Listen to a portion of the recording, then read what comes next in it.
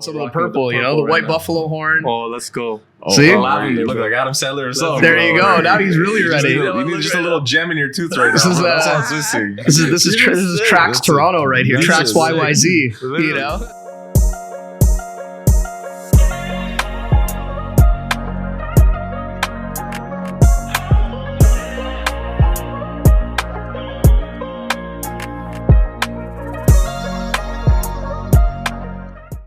Vision, what's going on, man? What's going on, man? What's going on? Thank you for having me, guys. Thanks for coming, bro. Excited? Great to see you, bro. It's been a while. You How's too. everything? Shit, it's good, man. We always run into each other really randomly in places, but it's nice to have a formal setting to sit down and chat it, man. You know, chat a little bit. Absolutely. You brought some goodies. What brought some flavors. You know, this is I'd say this is like a recent haul of some stuff that we've just gotten in.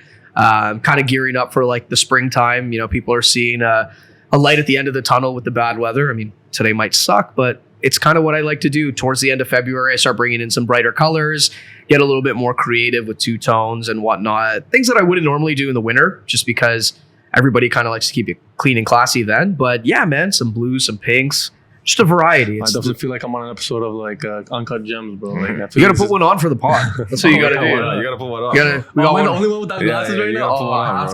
You got to put on some of the purple, you know, the white buffalo horn. Oh, let's go. See? You look like Adam Sandler himself. There you go. Now he's really ready. You need just a little gem in your tooth right now. That's all it's missing. This is Tracks Toronto right here. Tracks YYZ. You know? Dude, I want to talk to you about that because I swear to God, I didn't see this style of glasses until you started bringing them on. Like, you pioneered this style. We're not literally trying to like pump your ego or like, you know, but it's like, no, we were talking about this earlier and it's like, we didn't see this until like you started posting it. Yeah, man. I mean, as with anything, like there is always somebody who has done something in the past, but it's really about kind of how you bring that product to the forefront or really about how you market it, right? And us being in the eyewear business for, you know, family business, we've been doing this for close to 50 years now. So, you know, through my dad and family who've been in the business, we've kind of seen like every cycle of style that has kind of rotated through. But as we saw the market sort of shifting into this more high-end sort of 90s, 2000s vibe, this was almost like a no-brainer to start bringing in and showing people because it's not things that you're used to seeing. But two, there was so much like creative kind of flair that you could add to the product. So while you may go to place XYZ, you may not see the crazy colors or the shapes and stuff like that. And I'd like to think I'm somewhat of a creative person. No, for sure. This was essentially my creative brainchild, right? And, you know, other people kind of saw that and they're like, oh, okay, maybe they had ideas to do it before, but they didn't because they didn't know how receptive people would be.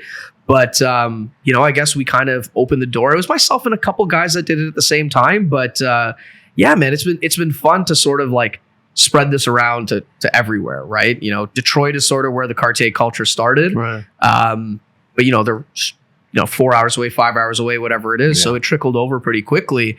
And yeah, man, I'm happy to be able to share this with other people. You know, it's different. Everybody's used to the same old styles, the same brands. So it is kind of cool to bring a company like Cartier that has such a strong brand history, but then get to kind of put my own spin on it, makes it a little bit more fun. And that's something I feel like a lot of people don't know about the brand. And it's like, they just kind of just wear it versus like you kind of educate people and it's like, okay, this brand's been around for X amount of years. And it's like, it's a little bit deeper than just like a frame and just taking it on looking cool. So yeah, absolutely. I think with anything, product education is very important, be it a car, a laptop, hell, even the shirt that you're putting on. But I think where it becomes even more important is when you're in like a higher price point, so to speak. So with something like this, where you're more or less in like a very sort of niche kind of product point, but you're also in a very high product price point, it is very important to like get into the details about what the product is, where the person may find value in the product. Because yeah, you'll have some customers that'll walk in, they really don't care for it. They'll just buy it because it looks good. But then you have the other clients who like to know what they're wearing so that they could then share that experience with the person who asked them, oh, hey, like, where did you get those glasses? And before the guy has a heart attack on how much they spent on it, they can at least explain like, okay, here's the reasons why, these are the materials, and it makes a little bit more sense. Sure. So I do think product education is like a huge part of sort of our offering, kind of sets us apart a little bit. Yeah. That and customer service. And going back to what you were saying earlier about just making the product look cool, it's very similar to what I did with my business about like billboards and stuff, because billboards are such a traditional thing and everyone's Absolutely. like, we don't like the way it looks. And like, I kind of make it cool in the past, like that's, I don't know, 3-4 years now. Agreed. Where it's like, people want to be on a billboard because it's cool, it's sexy. And I think that's the same thing that you did with this. It's like, maybe these styles are maybe from the early 2000s and people are like, oh, I don't like the nose pads and whatnot. And like, you kind of brought that style back, and it's like, now you're seeing these guys are like, with like Cartier frames or like these vintage frames, and like you're bringing it, you're making it sexy, you're making the product sexy and cool. And I think that's super important, especially in every business. For sure. Because if you make that sort of sex appeal and that, I guess, kind of like that hype around it, that's how it sells and that's how it sort of grows. Absolutely, right? And confidence is like a big part of it too, right? So the same way that you talked about billboards, it gives people a lot of confidence when they see their face on this, a space where you have thousands and hundreds of thousands of people walking by and seeing it, and it gives people kind of like a sense of fulfillment. And then with this just kind of complements to a person's personal image. Everybody likes to look good when they leave the house. And when you look good when you leave the house, you feel good, you do cool shit, you do good shit. And so I like to be kind of that part of the person's lifestyle. I think I always tell people like, if, you can have a really nice watch, bracelet, chain, but all of that can be tucked. Your sleeves can get pulled down, but your glasses or something, it's arguably the first thing that somebody sees, right? People look at your face and then your shoes for the most part. And I think that's where I try to fit into the mix, is kind of like providing that extra bit of confidence, maybe for a guy's birthday outfit or maybe anniversary, or we've had a lot of guys who come to get stuff because they have a wedding shoot coming up, for example, and I think that's where I like to fit in, I don't want to be the main part of the outfit, but I like to be just kind of like the cherry on top, for lack of better words. So my question was like, it seems like this really speaks to your ability to stay on top of the trends, right? You're obviously in the fashion industry. Yeah. You can almost have your finger on the pulse, I guess. Yeah. Like how do you stay? So in an industry that's so easily swayed by the smallest changes in trend and direction, how do you stay ahead of it? Like, are you constantly turning over inventory, or do you have to keep inventory when trends shift? So fashion is an interesting thing because yes, you have that aspect of like fast fashion where you have brands like Shein, Fashion Nova, and them. They're killing it because they can very, very quickly adapt to the change in a person's personal taste. With eyewear, I feel that cycle is a little bit longer, just because historically people aren't changing their glasses every 2 weeks, every month, even every 6 months. Most people change their glasses every couple of years. So it's kind of like set the cycle for what the product is.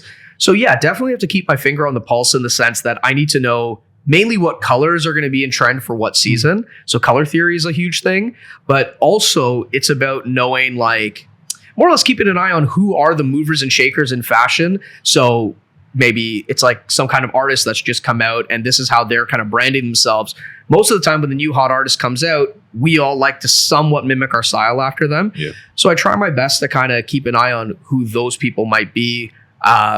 Other brands that are kind of coming up, like luxury brands maybe, and how they're styling things. And I try to keep an eye on that and sort of, unfortunately stay on social media a lot more than I want to. But that's what helps me get an idea for what will continuously sell. Or looking back now, 10, 15, 20 years, you look at what sold then. And if that kind of has come back around, that you're in somewhat of like a timeless space, right? So I try to keep the product as timeless as possible. Yes, you can totally go crazy and do some wild things if you want, but the basis of it is to be timeless, where you could wear it 10 years from now. I mean, it's like a capsule, absolutely capsule fashion. I mean, the best thing is like even with your glasses, right? Yeah. We talked about it before we sat down, right? I want to get into that. They became so popular. They were very popular back in the 70s, 60s, and 70s when they were first released. Then they had another heyday in the 90s, early 2000s, and once again, it's all come back, right? So since fashion works in cycles, you almost have like a little bit of a cheat sheet, but you just have to look back at, I guess, like the more important moments in like pop culture and stuff like that. And you can kind of figure out where things are going to go from there. So let's get into that. What is Nick rocking right now? So this was cool. We actually sourced it for him. So this is the Ultra Goliath 2. Or Goliath Ultra 2, sorry. And it was made really, really famous. I believe the movies in the 70s Casino came out, or the 80s, or rather it was set in that time. Yeah. And Robert De Niro was wearing it. And it kind of stamped itself as like one of the most iconic pieces of eyewear in history because it was so big, so bold. And at a time where, everything else was more gaudy, more gold, more bling. This was kind of just threw people off a little bit, where it was just this stark black frame, big, but it kind of matched the era, you know what I mean? And as time went on, you know, we saw it get brought back again. We were talking in Oceans. It was worn again. Yeah. Ruben was wearing it, yeah. And then most recently and most famously, at least I would say, you know, in recent time, was The Weeknd wearing it for his entire rollout on his, I believe it was the After Hours album, if I'm not mistaken. Cool. Yeah. Where he was wearing that pair on the cover of it, through the videos. Because, you know, same thing, right? In everything, fashion and trends will repeat itself. So The Weeknd went the route of a more 70s kind of disco feel. And that's sort of how the glasses fit into it. But it you know, here we are almost 40, 50 years later from the original release of the frames. Still wearing it, yeah. And it looks like a brand new pair of glasses. And interestingly enough, you have other brands, major brands even, that have tried to mimic the same style, or at least have inspired by that original style. And it happens all the time, right? Because you'll have designers that'll go back into archives to pick things, to design future collections. You know, you have companies like Jacques Marimage that'll do it. They'll go back into the vaults of, you know, Goliath. They may go back to Emmanuel Khan and all these kinds of brands, and they'll look at what was sold 60s and 70s, because eventually it comes back. For sure. And kind of circle to the beginning of the conversation is, if the brand has a pulse on what's happening next in fashion, or if they're a mover and a shaker, well, they can create the trend. They'll say, hey, 70s, this was cool. You know what? We're going to bring this back for the 2020s. Just like Dior. Dior is like a huge example of it. And absolutely. They kind of almost like fell off for a little bit and they weren't relevant. Louis Vuitton had its sort of heyday. And then now Dior's back. And a lot of the styles that everyone's going so crazy about, these are old like prints. These are old styles that used to exist. Like that oblique print. Yeah, a lot of people don't know that though, because they're like, oh wow, it's new. It's not new. It's been around for years. Yep. It's just now people are starting to figure out what it is, and the ones that still have it from before are like laughing because it's like it's a timeless piece. Exactly. Yeah, I look at some of the stuff my dad has too. And I'm like, oh shit. What do you guys think that's about though? Because you see that pattern not only in glasses, but with jewelry. You see it with clothing. You see it with hairstyles. You see it with cars, even cars. With cars. It just all comes in a full circle. There's only so many ideas. I think consumer behavior. It's exactly that, man. It's there's only so many ideas. Like I even in the startup world, it's the same thing. And in the world in general, man, yes, while there are so many millions and billions of us, there's only so many unique ideas, right? So what I think happens is people kind of latch on to the ideas that were successful in their time. And it's not really about, you know, you don't have to create a whole new thing. Yeah. You just add a little bit more. You add a facelift, you know, it's like whenever BMW has their model up to a certain year, then you have the facelifted version, or Audi or Mercedes. Everybody just does something just a little bit different. You add just a little bit more to it to kind of bring it into the modern world.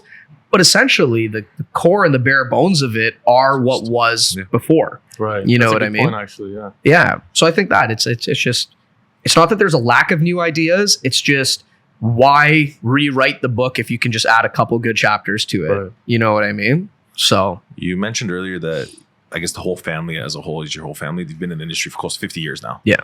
How did you sort of, I guess, make that shift into going into this industry? Because you definitely didn't start off as a kid going that you wanted to go into this industry. No. So how did that sort of cure? I know I obviously met your dad, solid guy. Shout out to Pops. Pops is a good guy, man. Pops is a good guy. He's got his finger on the pulse on things that, like, he showed me frames from like 3-4 years ago, and he's like, this is gonna pop, and it did. And it happened. So he knows. So how did he sort of get into it? How did you sort of see yourself in the business? How have you built your own business, but also helped him grow his? Yeah, man. So I mean, so his story is kind of very similar to, I'm sure, like many of our parents, you know, immigrant coming to a new country, really kind of don't know where you're going to end up at. I mean, most of our parents came in and they worked as like busboys or waiters at restaurants and stuff. But for him, he actually had kind of a bit of a science background from when he was in India. And then when he came here, he just decided, you know what, this looks kind of cool. I can afford to go to school for it. So I'm going to do it. So he went to school to be an optician, more or less. And then from there, he was like, you know what? The only way that I'm going to make the money that I really want to and kind of control my life is starting my own business. So at the time, he just kind of ran into it. He's like, you know what? I'm going to work for a company for a bit, learn the ropes. And then he opened the first Delta Optical in, I believe it was like the late 60s, if I'm not mistaken. Late 60s, early 70s, he opened his first business. And essentially just kind of grew it from there. You know, you go through the recessions, you go through the shit. But the main thing was keeping your finger on the pulse of what's going on. And then fast forward to when I got involved with it, it was interesting, man, because like you said, passively, you kind of are involved with it your whole life because, yeah, when I'm done school, I know where my dad is. My dad's at the store. Somebody asks what my dad does, I can tell you what he does. But it was never cool to me. You know what I mean? Right. I didn't really have a desire to get into the family business, kind of wanted to jump into like tech and stuff because I wanted to do what was cool at the time. And at the time, it was tech or it was owning your own business, right? But I didn't think eyewear would be that. Yeah. So I went to school for business, got my degree, and I tried my hand at tech and realized very quickly, man, that it wasn't for me. I don't think I gave myself enough time to know if I was good at it or not, but I just felt uncomfortable in it. You know what I mean? So I worked kind of like these odds and ends jobs and stuff like that. And then there was this one time where I had a friend of mine that I used to party with, and he had reached out to me and he had known that this was our family business that we sold eyewear. He's like, yo, do you have something cool? Like, I'm doing this event. Do you have something that maybe would work? And I was like, you know what? Let me check some stuff. Found something for him. And then my barber as well, a really good friend of mine named Prem, who actually ultimately ended up giving the company its name, Vijan Vision, which is hilarious. So one day he's cutting my hair and stuff, and he's like, we're talking, you know, I feel like your barber is kind of your therapist. 100%. You know what I mean? 100%. It's like, we've had this conversation before, actually. Oh, man, it's the one you can talk to him about anything, and you know they're not judging you. You know what I mean? So talking to him, he's like, yo, why don't you kind of try your hand at the family business? I mean, you know, you have sort of the connections with people through myself, through people maybe you've partied with, but you also have access to the inventory, which is something that's a little bit harder to do. And you have the knowledge of it, right? You have some good background knowledge. So I was like, yo, you know what? It's a good idea. And at the time, this was kind of like 2014, 2015, give or take. And the sort of that vintage wave was starting to come back, right? People were trying new things with fashion. We were kind of getting out of the very baggy age and going more into like the tighter sort of skinny jeans, but the more Euro look is what I would say it is. And Europe with eyewear was always, they were always ahead, man. They were always ahead of the curve. Where we are now is where Europe was like 3-4 years ago. Exactly. And I was like, you know what, let me try it. So I tried with a few vintage pairs, and then I was still working like full-time jobs because my dad's he's very strict on, you know, learning the value of a dollar and stuff. He's not somebody that'll just give you out. He's like, no, figure it out. So yeah, man, I just worked as much as I could. And then I had the opportunity to actually visit a trade show with my dad.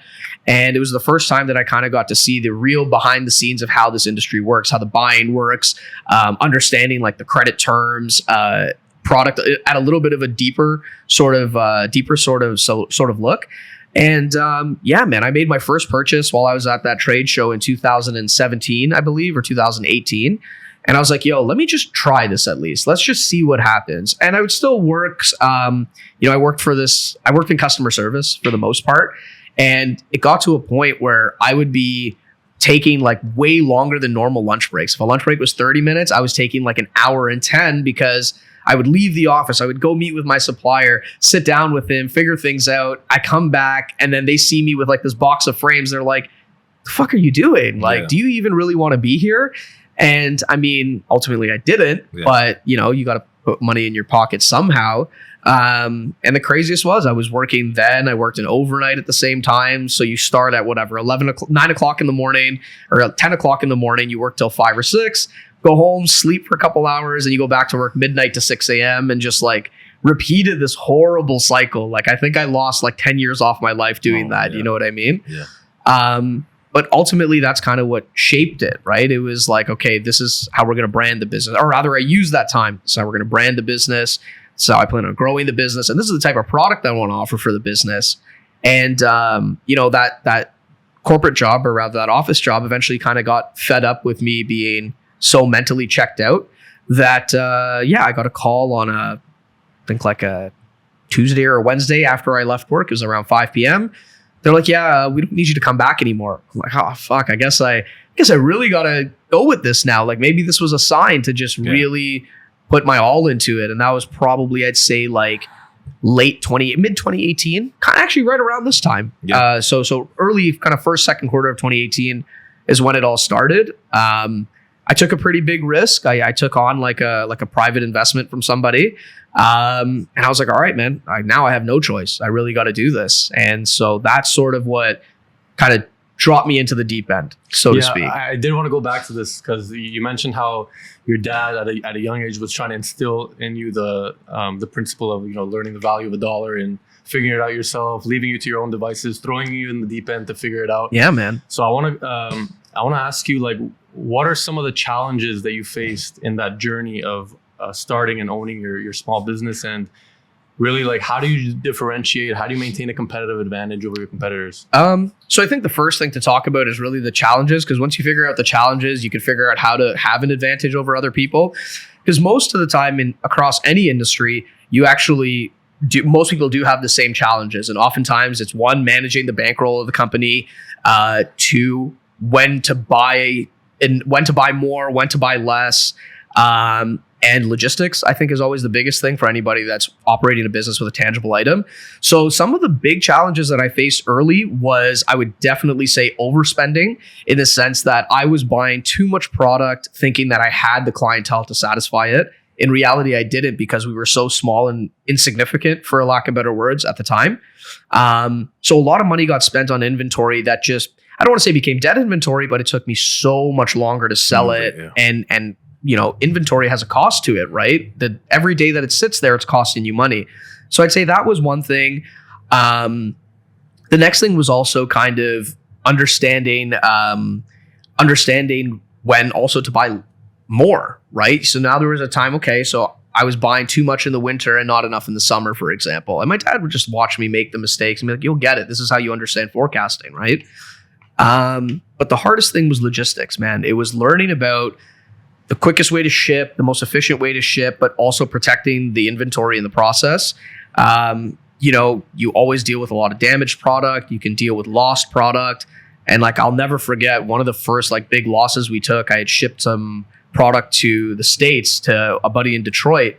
And for me, like, I understood the whole signature, this and that, but not in depth enough at that point. And, you know, a package got dropped off. Ultimately, it was stolen, or maybe it was stolen, maybe it wasn't, who knows? I was going to get into this one, yeah. You know, ended up losing almost $6,000, $7,000 on that one. It was only a few frames in there, and there was no recourse. I couldn't do anything. Shipping insurance only covers so much. They'll tell you they'll cover all of it. Rarely do they ever. You might get $500 back if you're lucky. And this is when you first started the business, right? Yep. So the cash flow.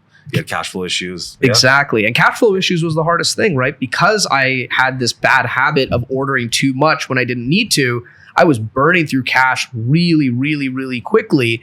And, you know, when you take on a private loan, you're paying back some interest and principal every month. But like, sometimes that interest and principal was whatever I had to pay the other suppliers. So now you're faced with the challenge of, okay, do I pay back my private lender? Do I pay back the supplier? Okay, well, I need to pay back the supplier to get my product. Maybe the lender I can kind of fight off for a little bit more.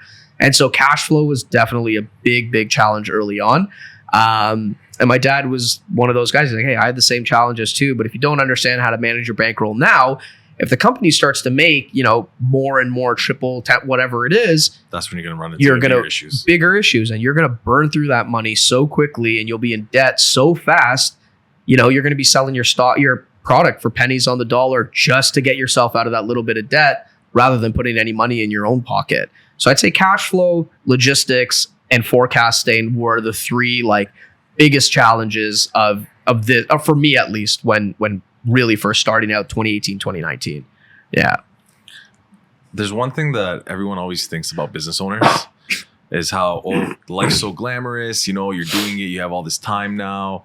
Oh, you're making so much money, you're wearing these frames. Like, everyone thinks it's such a glamorous life. Yeah. I'm so happy you brought this up. Right? That's something that I really want to talk about. And I feel like it's very underrated when it comes to business owners, entrepreneurs, whatever it comes to. Yeah. Because everyone thinks, oh, you know what? Well, you can do this. You have all this time. You can do this. But that's not how it works. You have to wear many hats. You just said you're doing accounting. You get issues with cash flow. People like cash flow as a whole topic. A lot of people don't know about cash flow issues. Absolutely. They don't understand burn rates. None of that stuff. Any of that. They just think, oh, you know what? Well, you're making money. You always have cash. Like, you're good.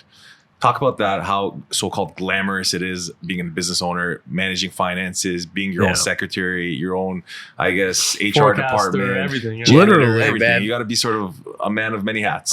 So I'm really happy you bring it up, because I think more so since the pandemic, like 2020, is where there's been this over glamorization of entrepreneurship, in the sense that like you said, people think, oh, you're making a ton of money. You get to go on, you have free time, all of this, when in fact, it's the complete opposite, man. You don't have that until your company is making $5, $10, $15 million a year. And I'm sure we all know people who do have companies like that, and they'll still tell you, no chance. There is no freedom. There's no peace of mind. So I think it's very over glamorized, in my opinion.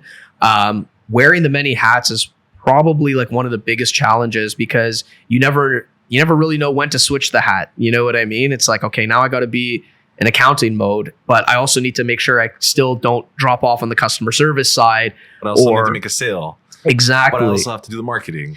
But then I also have to be a human being as a seller. And you get burnt out very quickly, man. Like I experienced like very, very serious burnout by I'd say by the mid 2021 is where I really started to get some serious burnout, where like not only creatively, mentally, I was very burnt out. And so I think the thing is, like, entrepreneurs, or rather the lifestyle of an entrepreneur, has been also kind of put on this pedestal where it's like, yo, you got to be on go mode all the time.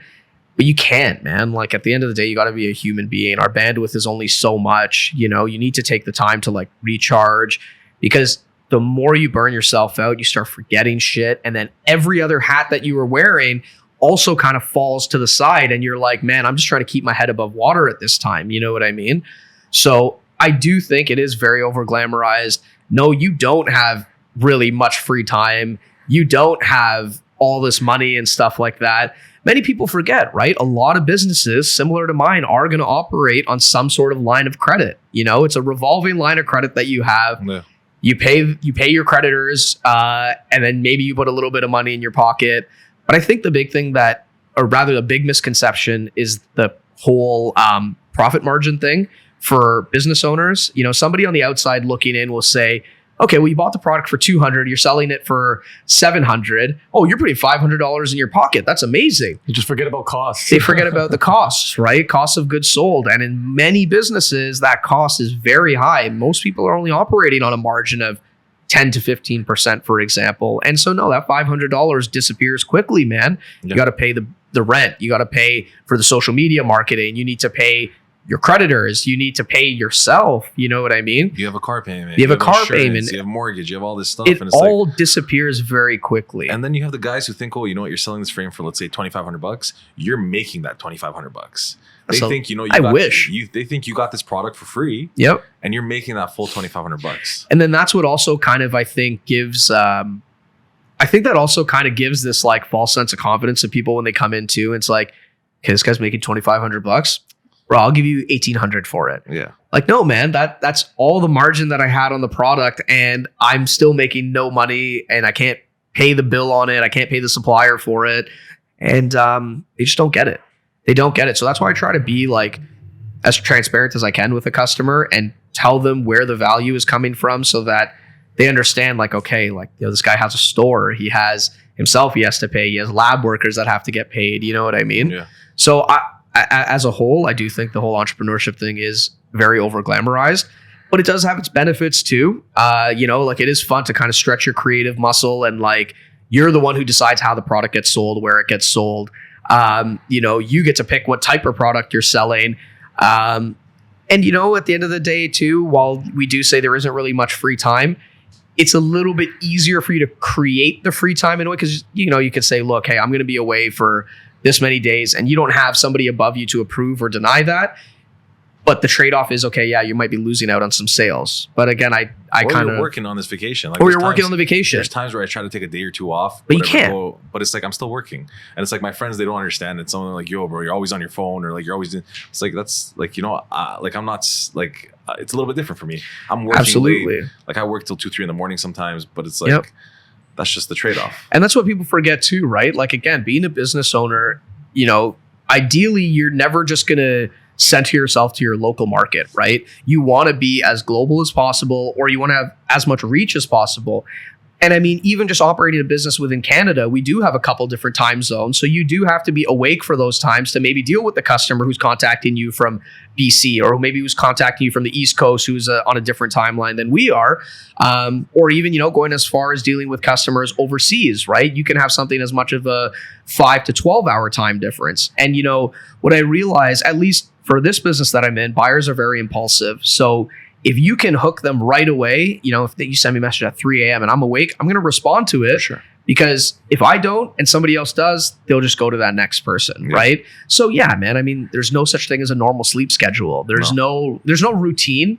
And I find that to be the hardest part. And I joke with my friends sometimes. I kind of say there is a part of me that does miss the structured kind of 9 to 5 life, because get to the office for 8 or 9, you leave at 5, and for the most part, your work isn't really following you home. Yeah. But with this, it's like it's always on, right? Yeah. And I've tried to learn from my dad in the sense that when he shuts that door at night, he doesn't bring the problems with him.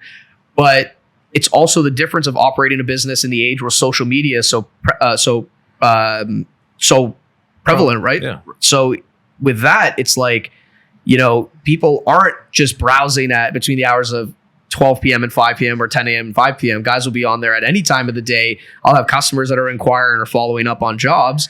And if I really left all those inquiries to just answer between the 6 hours of open business that I'm doing, I would same thing, fall right under. I would be drowning in just inquiries and not really even be able to grow or progress the business. Yeah. You know what I mean? So I think there's so many challenges with being an entrepreneur. And I think these types of platforms are important to have, because now the people who maybe are looking into getting into the space of being an entrepreneur, or they've just been curious about the mind of, they can watch something like this and they're like, okay, well, maybe I got to do a little bit more research before I, jump in head first, basically. You brought up social media and how it's such a huge, I guess, platform, especially in your business. How would you say it's like, obviously you've seen how your dad sort of started off and how his customers have come. How are you seeing a difference of like clientele? Are you seeing a lot more off of your social media? Are you getting a lot of referrals? Like, how are you getting your business? How has social media helped that? And how has it helped, especially in the industry of eyewear? Because a lot of people just DMing for, like with glasses, for me at least, I'd have to see them in person, try them on. Yeah. Sometimes I know obviously what I like these ones, for example, I knew what it was. I wanted them. Yeah. But how are you sort of getting that clientele from social media saying, okay, you know what? I want this. I want to grab it right away without having them come and see it.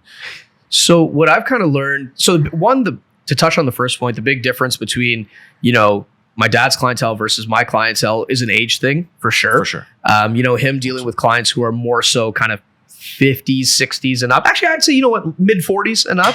They don't really understand the social media side of things. So for them, regardless, they'll come into the store. It'll be a walk-in or a referral. Excuse me. Or a referral. But for me, the way I grew the client base on social media was not even really focused on getting sales in at first, but just get as many eyes on the business as possible. So it was about posting cool things, lifestyle posts, putting the glasses in like certain settings where, you wouldn't otherwise have seen them, to make the focus of it. So I wanted to build like a very good like visual portfolio first. And then I started focusing on bringing the people in. So, it would be, I'd reach out to a guy maybe that I knew who was somewhat of I hate the word influencer, but yeah. I would reach out to a guy like that and be like, hey, let's do a photo shoot together. It's some free content for you. It's good content for me. And then their friends would see it and kind of be like, oh, this is cool. I've had glasses on my mind. Let's see who this guy is. And then they'll see the portfolio. And because the profile was so well curated, it kind of gave them a little bit more incentive to actually make the trip in. Because yes, you can sell stuff. I think at a certain price point, you can sell sight unseen. They'll just buy it. But when we started getting heavy into this product, people really did want to come in unless they've maybe tried a friend's pair on before. Yeah. So it was about using social media to get, essentially, for arbitrary numbers, get the first 10 guys in, put something on all of them, and then their friends will then try on that product. Trickle and effect, then exactly. Yeah. So that's more what it was. It was first get in like just a little core group of guys who I knew had friends that were interested, but you essentially turn them into your street team more or less, or those are your marketers. Because, let's say you're wearing this pair right now and you go to a party, 99% of the time a person's gonna be like, oh, yo, can I try those on? And when they try it on, they sort of figure out, okay, like this could actually fit me. Hey, Vijan, I see, do you have something similar to like what my friend got? And then it really became a referral based business. Walking ad campaign, you know? That's what it was, man. You're a walking billboard. Exactly. Yeah. And while I do still get like new clientele, and we've tried to expand more to the United States and stuff like that, a lot of it is still that they've tried on something from a friend, or maybe they tried something on at a store in passing 10 years ago or 5 years ago, or last week they tried something, but it was about having a portfolio that looks so good that they're like, okay, I tried it on, I know what I want, but I want to go to this guy and I want to get it. So that's where social media came in to be so important, was making the brand look good. Man, it's been working out for you pretty well. I mean, you've attracted some pretty big names like Drake, Nav, Fred VanVleet, even, just to name a few. Yeah, bro. How did you come about those kind of clients? So Fred was actually the first guy that we did. Like, he was kind of like my first celebrity client. And this was, again, early on while I was still kind of doing a little bit of work on the side. I wasn't fully into this yet. This was 2018. That's, I think, when the first time we linked up. Yeah, 2018. Yeah. And with him, he was kind of a result of the pre-work of making the social media page look good, you know? So I made sure that obviously the page looked good, product photos were great, and I had a good product offering. And then I honestly just reached out to him, man. Like, this is the other thing. You can, like, I know, like Gary Vee says it, right? It's like, you can either sit there and not say anything and your result is going to be no every time, or just send out 1,000 DMs a day and see what happens. Somebody's bound. Yeah. Exactly.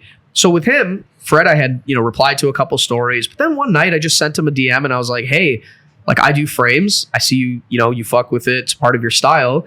And guess what? I'm in Toronto. So if there's anything that we could ever do, sort of link up, by all means, let me know and let's make it happen. And I didn't think anything of it. You send off the message, you get back to your shit, whatever it is, sleeping, smoke, whatever the fuck you were doing. Yeah. And I woke up the next day to a reply. And when I got the reply, I was like, okay, so this whole like curating a good looking page, maybe this was a part of it, because he had liked a few of our photos before he got back to us. And I noticed the photos he was liking too were kind of like lended some very cool lifestyle stuff. I had like photos of like an Aston Martin or like a Pagani with some glasses that matched the paint job or something like that. And it kind of gave it a more high end feel. So he's like, yeah, man, 100%. Let's link up. I love glasses. So let's do something. So that kind of started the relationship. And, I thought, whatever, most of these guys just say things and you don't hear back from them. But ultimately, he hit me up, went over to his house. And this was very early in his career. I think he had just finished his like second year with the Raptors. And probably like one of the coolest, like most humble guys. Like, I mean, we're the same age. So, and we were both kind of like coming up in our grind at the same time. So it was really cool.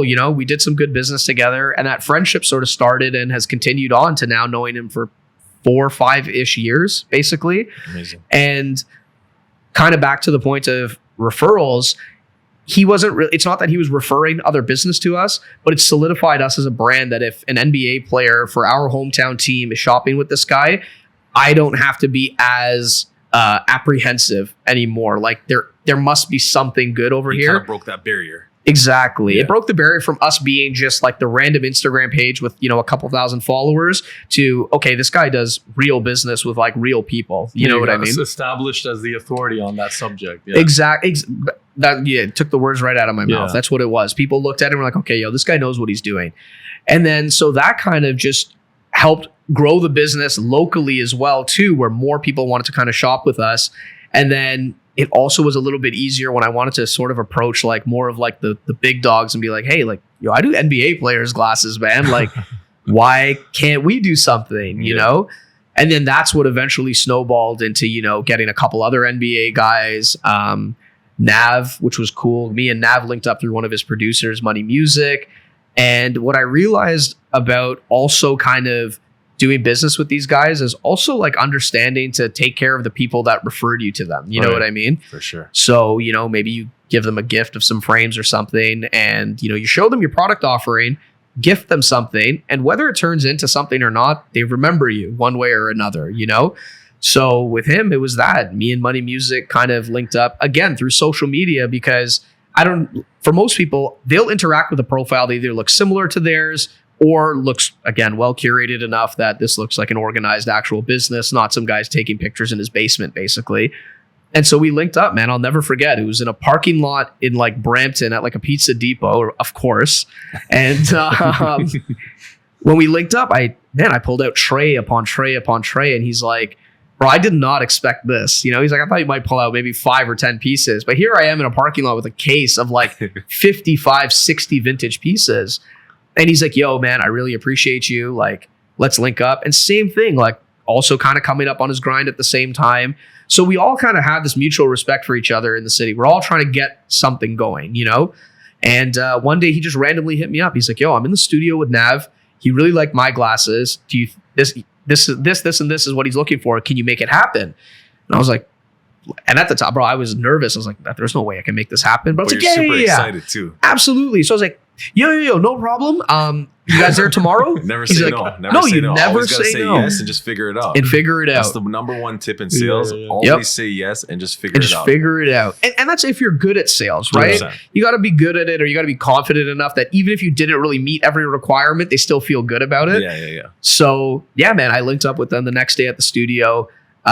We kind of had that like Indian connection, which was hilarious because it was like me, Money Music, Nav, and a couple of our other boys there. We're all Indians, so we're like, yo, this is cool, man. There haven't been this many of us in a room in a long time, you know? So, and Nav too, man. Like, I gotta say, like, all of the like those celebrity clients that I've dealt with, or like well-known figures, man, they're the coolest, like most down to earth.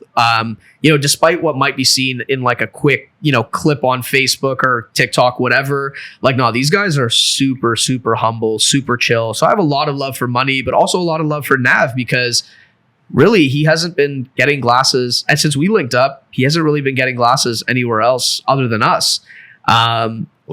Loyalty, man. Yeah. And that was a big thing too. It was also where it's like, hey, if you give me a call, I'm going to be there. I'm going to figure out a way to do it because you gave me this chance when still I wasn't really anything special, you know, like I was still, you know, maybe 5,000, 6,000 followers on Instagram. And most of that was just from followers I'd built up for being on Instagram when it first started, you know. I just converted a personal profile to a business profile. That's all that changed. But yeah, man, being in the studio with those guys are really cool too, because you kind of see like how their lifestyle is, and then also understand like what their taste is, what their style is, and their style changes very quickly. So same thing, you kind of got to have your finger on the pulse for maybe what they might want next. You can't keep bringing them the same shit over and over again. Because I remember this one time, it was jokes. I go to the studio and I became good friends with one of Nav's buddies, Day. Shout out to Day. That's my really, really good guy right there, good friend. And I brought some stuff over, and Nav's like, bro, I like this. You got to bring me something different next time, man. I can't keep doing these same styles.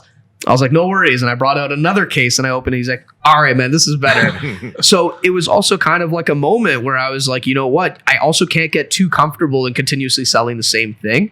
And these guys will tell you there's no filter. They'll just be like, yo, I don't want this shit. Yeah. Get it out of here. Find me something else, you know, because they live in a life where everything is more or less catered to them. But, you know, saying it like that, it makes it sound like they be arrogant. No, it's not that. He's just like, yo, I just want some different things. You know what I mean? So yeah, linking up with Nav too. Like instead of having a guy just like, oh, like I don't know, it's like, yo, straight up, like, just tell me like it's not for me. I don't like it. Like next, I just need something different. Yeah. I just need something different. And when you find that different thing for me, I'm going for it. And it happened. I brought out that other tray, 5, 6 pieces, 7 pieces he picked. He's like, okay, I'm going to take these from this person. I'm going to take this for this person. I'm going to take this for me. Amazing. No problem. Here's the invoice. And it was taken care of very quickly. So that was cool, man. And then that kind of, all of those like little, I guess, like not upgrades, but little steps up in the celebrity that I was dealing with, that kind of opened the doors more and more and more to deal with maybe not necessarily celebrities, but just much higher end clientele. Like the guys now who are buying 5 to 7 pieces at a time, or, you know, maybe they want to buy one super exclusive, expensive piece, because those people are always kind of apprehensive again to shop online, so to speak. But when they see, okay, oh, so you did business with this guy, he did business with that guy. Oh, I know some mutual friends. Then they're comfortable, and that kind of kept pushing more and more people our way. Credibility was the biggest thing. How was it working? Like, how was it working with Drake and his team, and like, how was that experience seeing him wear the glasses on his post and like having everyone send it and having other, I guess, sort of competitors try to promote the fact that they were the ones that were, because I remember at the time he posted, is that what happened? That's what happened. We're not gonna name names, but I remember I seen it and I sent it to you right away. I'm like, bro, what do you mean? And you're like, nah, bro, this is me. And he sent me the picture. How did that happen? How was it working with him? Obviously, the feeling that you got seeing him wear your glasses. Yeah. And by the way, sorry for people that don't know, we're talking about the pink. We're talking about the heart-shaped glasses. Yeah. So all of that actually kind of like, it really came out of nowhere in a sense. I mean, everybody, if you're in any kind of like fashion industry, or again, in a tangible product industry or service, the person you want to deal with, Toronto or whatever, no matter where you are, Drake is arguably, at the time still is the biggest figure in the world. You can go anywhere and everybody knows who Drake is. So ultimately that's the guy that you want on your client roster, right? So I had been doing work kind of with a few of the guys in and around the camp. I had done some stuff early on for Baca. I had done some stuff for a couple of the other guys sort of surrounding him. And my one good buddy, he actually ended up reaching out to me and he's like, you know what? We're getting ready to do this album rollout. We've done business together already. And I like the way you do things. And I think, like the boy would really like take a liking to some of your product. So he hit me up. He's like, why don't you bring some stuff over to my crib? This is my buddy Ken's. And he's like, come over to my house. Let's put some stuff together and we'll see what he ends up liking. So I think this was randomly, bro. This was at like 11 o'clock at night. I book it over to his place, cases of glasses again. He's like, all right, man, thank you. I appreciate it. I'm going to take it over to Drake, see what he likes, and we'll go from there.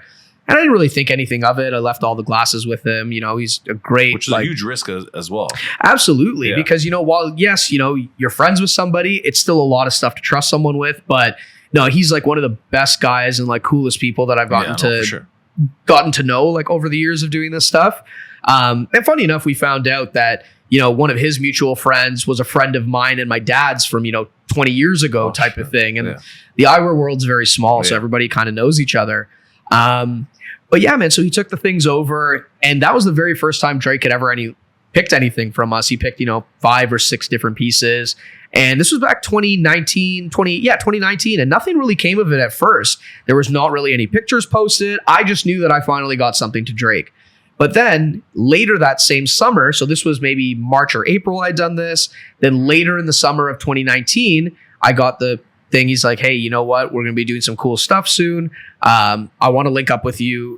This is Kansas telling me, he's like, we'll link up sort of in 2020 and kind of figure out what to do from there. So now I'm hyped. I'm like, I have my 2020 goal. I'm going to get to work with Drake. And then very quickly, the whole world just stopped. Like March 2020, everything was just shut down. Yeah. COVID. I was like, shit, the dream is dead now. I can't really do it anymore. Yeah. But that was, I guess, closer to when they started talking about the CLB stuff. And I was still posting regularly. And one day it was like 3 a.m. I get a message from him. I had posted something. He's like, don't sell that. You know who it's for. I'm like, all right, no problem, bro. No, so I post the next story, sold. So then I knew I was going to keep it for him. And then he starts sending me screenshots of some ideas that they had. And I was like, yeah, 100%. I didn't know how the hell I was going to do it. But again, never say no. Never say no. And I was like, yeah, no, done, bro. 100%. I'll make it happen. Tell me what you need. Tell me the colors and we'll make it happen. And shit, sure enough, like we ended up pulling it off. We got the pieces done in time for him. And throughout this whole time, like I hadn't sat down with Drake once. Prior to this, I'd met him in LA in like 2018 or 2019 at his birthday. And again, man, like really like just chill, cool guy, man. Very like calm. Daps me up. He's like, yo, thank you for the glasses. Like, I wanted to wear them. I just didn't want to break it. And I'm like, shit, thanks. Even if you broke it, I would have fixed it. You know what I mean? I have to say though, I think that was the first time in my life I was ever like genuinely starstruck, man. Cause like he's a towering guy, man. I'm a small guy, right? Yeah. So when I see him, I'm like, oh shit, this is, I look over, I'm like, yo, that's Drake. They're like, yeah, we know. We're at his birthday. Of course we know it's Drake. I'm like tripping. So that was the only time I met him. But after that, it was like getting the sizing down and everything was really just kind of assuming his face shape based off of some of his boys' faces and like, yo, is it closer to this guy?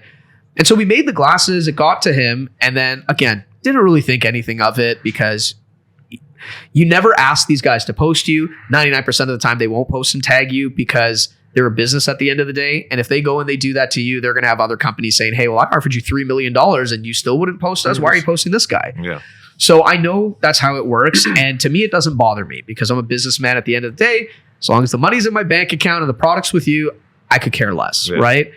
But then I was sitting at, it was myself, 2 of my cousins, and my brother. We were sitting at his condo, literally just down the street from here.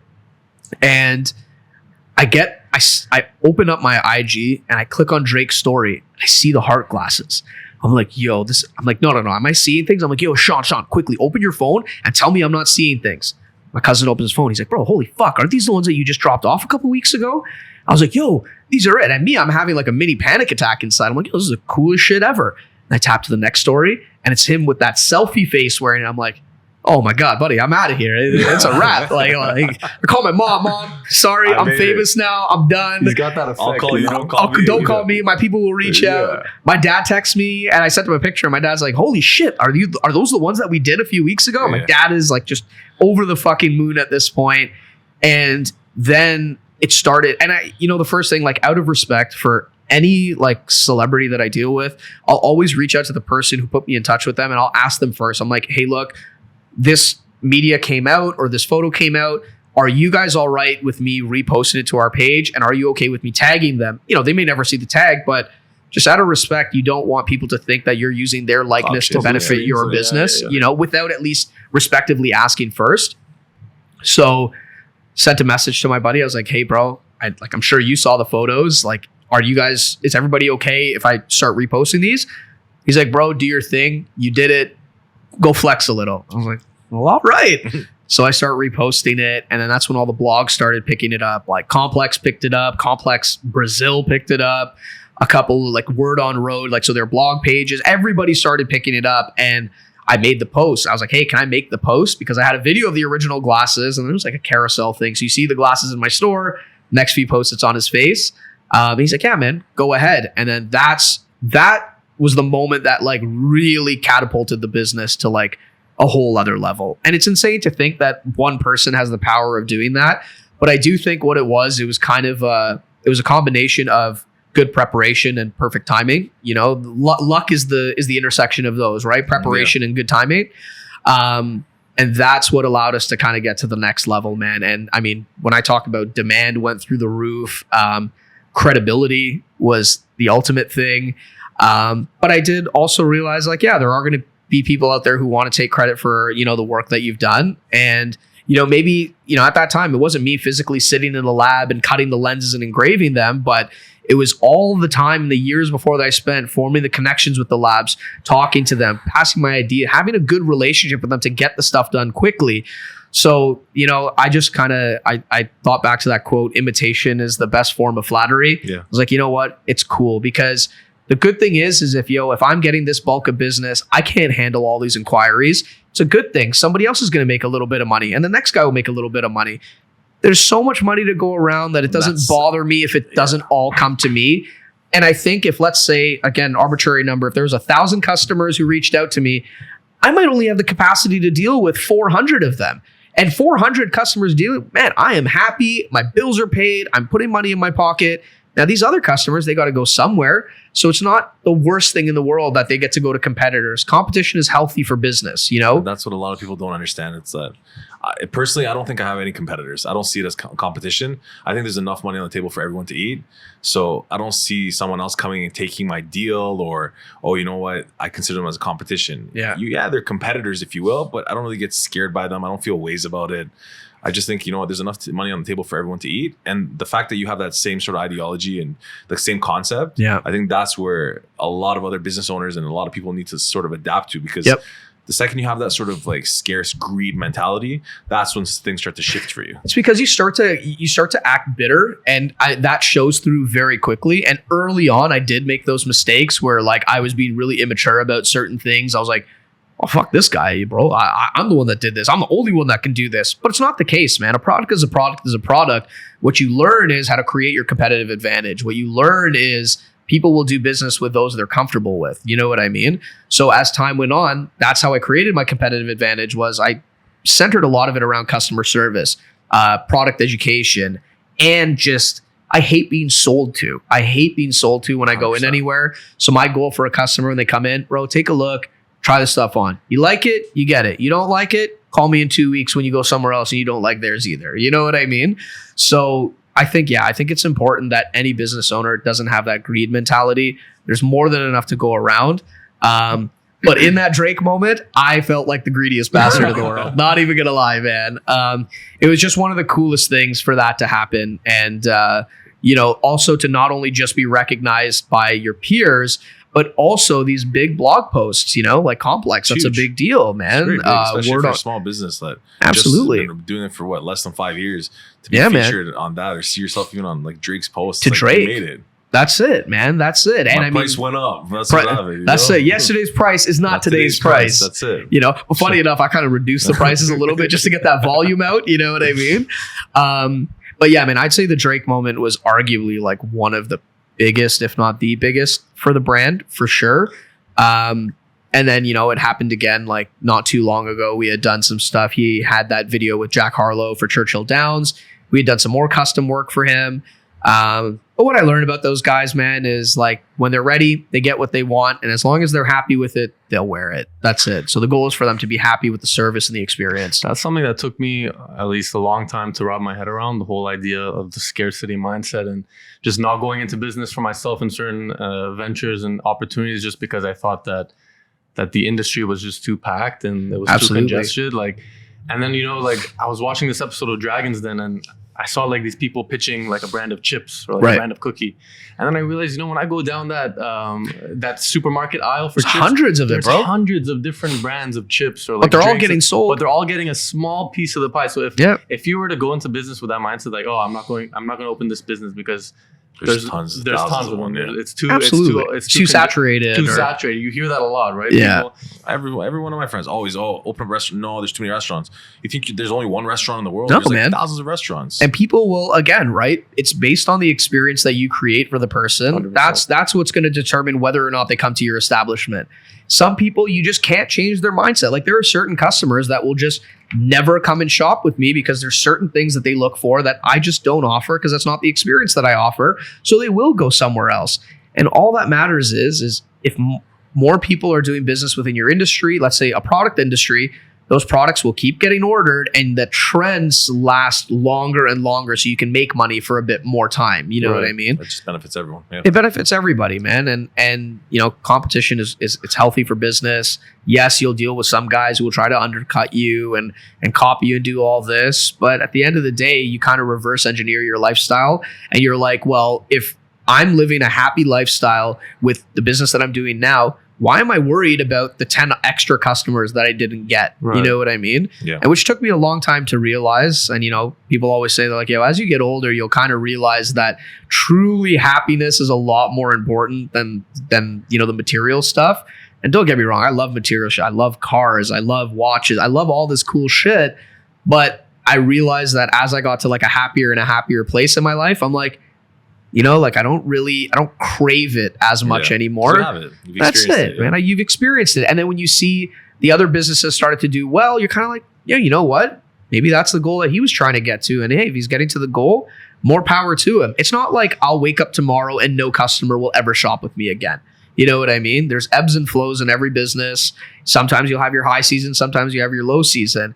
But where it's important and crucial is that you build up a core group a core audience early on in your business so that even in the slowest times, you still have people that are going to come see you. And also realizing that there's certain things that are out of your control, right? Like good luck trying to appease everybody. Like you can't, man. If you spend your whole day trying to get every single person to buy a pair of glasses for you and just molding yourself to the transaction in that way, like you're going to be super miserable. Absolutely. Because then you take, and like this was something that I had to learn as well was as a business owner to stop taking feedback or just stop taking anything personally, because again, people have different ways of expressing themselves and, they may say something to you and it's not an attack to you personally. It's just, I just don't like it. Or like, you took too long to do something. Fuck it, I'm going somewhere else.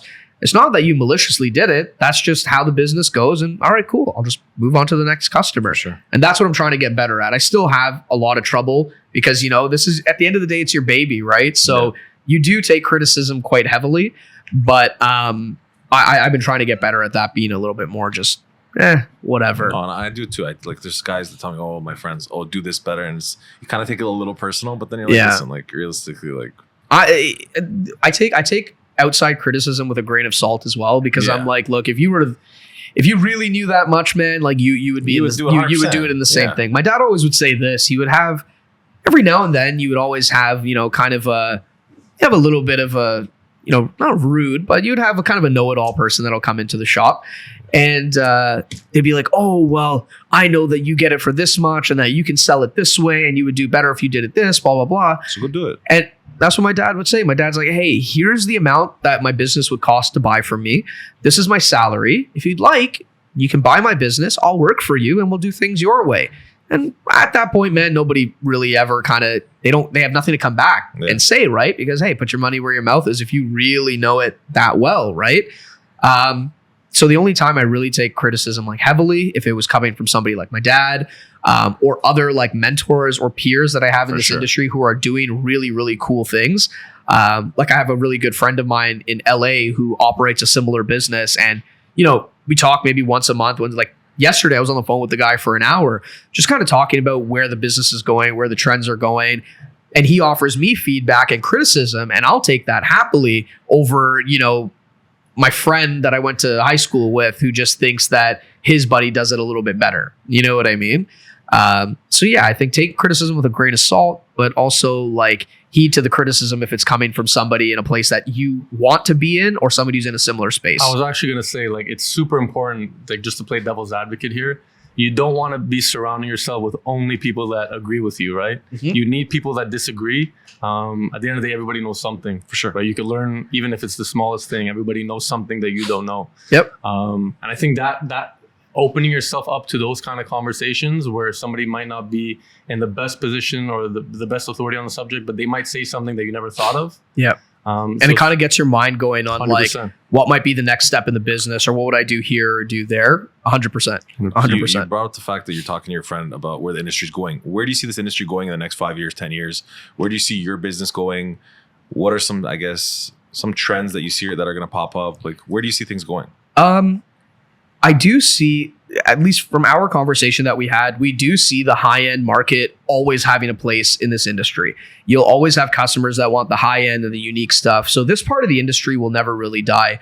Where it is more when you're in kind of like that regular price point of like anywhere from $200 to $500. Many businesses like ours, you kind of float your business on those types of transactions because that's easy to pay your daily bills and everything like that.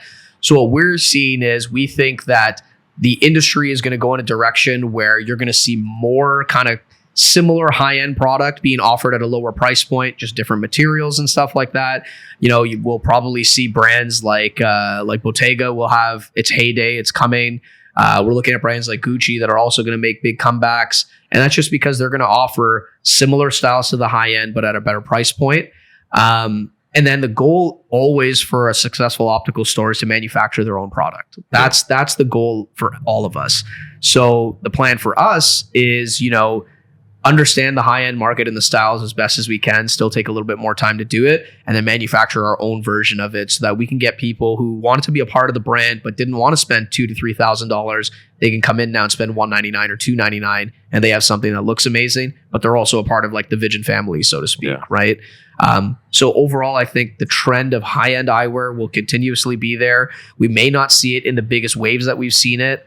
Chrome Hearts is going to definitely have a big splash in the next couple of years for sure. We've been looking at some of their pieces that are coming out. So I do think the high end will always be there and the high end will always have its pocket niche of clientele. But the overall eyewear industry, I think we're going to start shifting back a little bit more to those early 2000s styles, very disco kind of feel, very like circa nightclub looking, heavier plastics and stuff like that, more wraparound visor type of sunglasses. That's where I can see the industry going. So for us as Vijan Vision, it's going to be about either creating that product line ourselves and branding it under our own, or just continuously working with the other brands and seeing where their product offering is and just kind of handpick and curate the collections accordingly. Ideally though, I'd say in 5 to 10 years, I want to be like a full just e-commerce business. I'm trying to like step away from it being personally there all the time, because there's some other cool shit I want to experience, man. Like, like I love cars. I love cars, and I would love to have a business centered around that at some point. What's your favorite car? Maybe somehow tie it in. That's it, right? My favorite car, man. So I have a couple, but I would say sort of like what I would imagine to be my favorite everyday car to drive around, if I could get one day, would be a Ghost. Like, I love Rolls Royce. Like, I don't know what my dad hates them. My dad's like, why would you want to? It looks like you're driving a hearse. Can you remind me, Vision, real quick? What's the parent company of Rolls Royce? Audi Volkswagen Group. Yeah, it's a wrap. Of Rolls Royce? Of Rolls Royce. Wrong. No, sorry. No, it's BMW. Sorry, no, you are right. It is BMW. Because you know what it is? You know what? No, you're right. Because the iDrive system that they use in the BMWs is the same thing that they use in the Rolls Royces. Sorry, I'm wrong there. Again, Volkswagen. I'm wrong. Audi Volkswagen, they own Bentley. Yes. Okay. Yeah. And Lamborghini. And Lamborghini. And Bugatti. Yeah. This is not Mercedes, bro. You didn't say Mercedes. That's okay. He's BMW. Original German. Going on. Hey, what the Mercedes beef? Yeah. I think that though, on an everyday thing too, I think like the Mercedes S-Class though is like the pinnacle of luxury. You know, if you had 150 to spend, if you had 150 to spend, man, I'm buying an S580. Yeah, you know what I mean? You think anyone's gonna sit in? I'm not buying an A8. They're gonna sit. I'm not buying an A8, man. Sorry, a Passat L. Yeah. Phaeton? Okay, we're just gonna. Yeah, Phaeton. Remember that? Yeah, the V12. Yeah. W12. Sorry. So we're gonna have this conversation another day, bro. So I definitely I'd say a Ghost would be like my favorite, and then like just the stupid like flex car that I would love to have one day is an Aventador. Sick. Like, I think that is like just I think it's the dumbest, most impractical car. But I have a couple clients of mine that have one, and one of them brought it by the store like last summer. And when I looked at it, I'm like, bro, this just looks like a rocket. This thing looks fast, not moving. You know what I mean? So those are like my two. Like, if I had an ideal garage, I'd have an Aventador and a Ghost, and I'll live in a fucking condo that's 300 square feet if I could, man. Yeah, exactly. See, I got you on the 50-50 at least, right? It's okay. But yeah, man. So hopefully that the business, I can grow it to a point where I can step away from it physically, because right now, like, I feel it's kind of like a double-edged sword. I think early on, because I built the brand so synonymous with who I am and what my personality is, it's very hard to step away from it because like you're the face, you're the brand. Exactly. So when you're personally the brand, it's so hard to step away and introduce, for example, a salesperson there, because unless that salesperson has known the clients from before, it's very difficult for somebody to be comfortable. You know, everybody is apprehensive when buying something from somebody that they don't know. They'll be like, oh, like, are you charging too much? Well, yo, Vijan used to charge me this much. Why is this the price now, for example, right? Like, well, the price changed because I got to pay this person to be here. You know what I mean? That's why you got to differentiate the brand. You can, but it's better to have your own personal brand, but also have the business too. The business be its let's say its own. Someone decides to buy this brand, you don't want to be that face even when the guy bought it. And he's exactly. So it's going to be difficult. So that's the challenge that I'm facing for sure right now. Like, it's been the hardest in the last 3 to 4 years, especially just because that's where the company, or rather the brand, has kind of gotten more and more and more recognition. But anytime somebody walks in the store, I'm the guy that they deal with, or it's my dad, for example. So now the idea of introducing another person would be really difficult. But if I could go the e-commerce route, that would kind of be the goal. It allows for a little bit more of an easy transaction process for customers in the States, which is such a huge market as well that we've kind of tapped into a little bit better recently. But yeah, I'd say that's the 5 to 10 goal, man. Full e-commerce, still being able to offer the high end, but also have my own line that is $199 to maybe $399. So that, yeah, if you don't want to spend $4,000 on a pair of buffs, well, Vijan has a crazy line of his own. And it's nice because even if I'm offering it at that price point, my knowledge of high end is what went into creating this. So at least you're still going to get quality. Exactly. Right? Now, it's not like I'm going to be using exotic buffalo horn or exotic woods for it, but I can promise you that the mechanism will have a certain eye to detail that maybe the private labeled or white labeled product that this person just imported and slapped their logo on, it's not going to be the same thing. Because quality is a big part of it, right? Now, is there a big resale culture surrounding eyewear, like there is with watches and shoes and that kind of thing? Yes and no. I mean, there is resale culture on the more limited stuff. So, you'll see, like, so Cartier recently, they just brought out this piece here, which is called the Noble Buffalo Horn or the Noble Collection. It's meant to pay homage to their vintage pieces. And with stuff like that, it will have a little bit of resale because it's limited. And then there's a little bit more of a resale culture around the vintage pieces. But current production, not so much, because there just hasn't been enough time for the people to. It's kind of like Teslas, right? Teslas don't have so much of a used car, or rather a good estimate of what the used car value is, because they haven't been around for long enough to figure out the maintenance, the depreciation, is a 15-year-old Tesla worth it, or it hasn't been around long enough. Plus, they're not even real cars. I'm not even it's a USB. Exactly. It's no fun. Yeah. That's a whole other discussion, though. We don't want to piss off too many people. But with this stuff, while yes, the eyewear has been around for a very long time, like I said, the ones that do have some resale value are more the vintage pieces from the 80s and the 90s. There's resale culture around that because you can't get it anymore. But current production pieces, I haven't seen it as much yet, unless it's just friends selling to other friends. Right. But what I've wanted to do is kind of create a service that essentially sort of like a StockX for the same eyewear stuff. Yeah, just cool. Where we can offer like the legit check. Because with these stuff, there's so many fakes that are out there, right? Yeah. So guys want to go to a place where they're comfortable. So I'd love to build like a marketplace like that and maybe kind of be a part of that creation of a resale culture within the eyewear industry. But I do think for now it'll be difficult because there's only maybe 2 to 3 very prominent brands that people will be like, okay, yeah, I need that. Or I can't go to the store and get it, so I'm going to buy it off of this. And I'd say the main ones, Cartier, Chrome Hearts, Dita, because they tend to discontinue things very quickly. Vintage pieces like what you're wearing. That's where that resale culture is. But I think we're going to need a few more years of this being in sort of regular production and regular sale before we kind of see that become more prominent. Cool. There's one thing we always ask our guests. If your life was a 10-chapter book, what chapter would you say you're on right now? Fuck. Man, and there's no wrong answer. There's no right answer. It's what you think it is. I think at this part of my life, I think I'm kind of at like a chapter 4 or chapter 5. Just because I think the first half was really just figuring out who I was as a person, who I was as a business owner, and what I wanted to do as a business owner. I think that's kind of what the first half of my 10-chapter book is figuring things out, understanding how to run a business, and again, just understanding who I am as a person, because who I was in high school, thinking what I would do as a career, it's a full 180 now. Shift, what I mean? And I think those remaining, 5 chapters are about finding the stuff outside of the business, finding happiness in with family, relationships, what actually does what makes me happy, forget the material things. It's deep down, what makes me happy. How do I get there? So that's what I think the remaining 5 chapters are. It's less so focused on the business and more on the personal, so that's I think where I'm at halfway through. I love that. Vision, before the cameras explode on us here, did you want to plug in any of your socials? Where can people reach you? Shit, man. Yeah. We're in Hillcrest Mall at Delta Optical. Without Delta Optical, there's no Vijan Vision. So that's what I want to make Delta very Optical clear. Is the pinnacle in the back. Delta Optical is the one, man. I mean, shit, you go ask these other eyewear guys, Delta Optical has shown them some lessons over a very long period of time, man. So no, man, without Delta Optical, there's no Vijan Vision. So we're at Hillcrest Mall by appointment only right now. Want to offer everybody the most kind of personal and curated experience. So yeah, man, you can find us at Hillcrest Mall. DM us on Instagram, Vijan Vision, VIJAN VISION. We're also on Twitter as well, so you can search the same handle. You'll find us over there. And yeah, man, just wear shit that you like.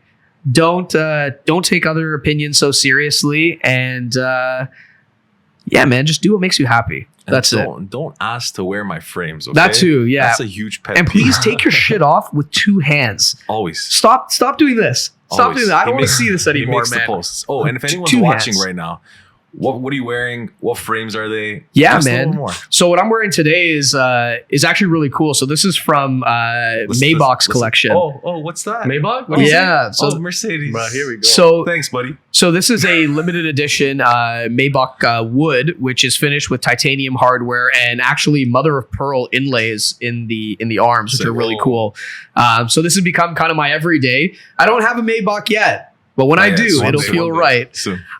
So yeah, these are kind of my everydays, man. I do have a couple pair of Cartiers that I rotate through, but I actually wear a prescription, so I can't switch glasses as often as people think I can.